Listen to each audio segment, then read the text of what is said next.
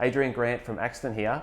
We're seeing a really interesting thing at the moment with regard to fixed interest rates. So the Reserve Bank met twice in March, and what they did was they cut rates both times, which I can't really recall that ever happening in the past.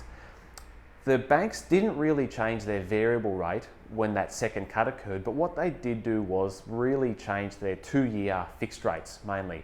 And we're seeing at the moment a gap between good variable rates and these really low fixed rates. The gap is about 0.75%. Now that's quite interesting, mainly because the Reserve Bank headline rate is 0.25%, and the Reserve Bank is talking a lot about not wanting to go in the negatives.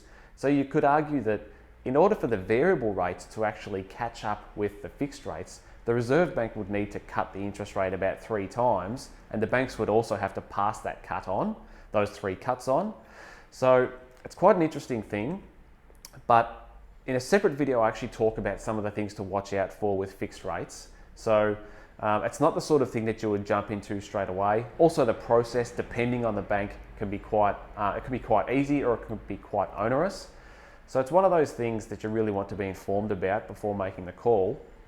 I guess really the video is here just to highlight the fact that there's no doubt that there are some really good fixed rates out there that are definitely lower than variable rates, but really you want to be sure about it before you dive in. So get in touch with us if you wanted to learn a bit more about it and just to really get a feel for what the impact can have on your loan.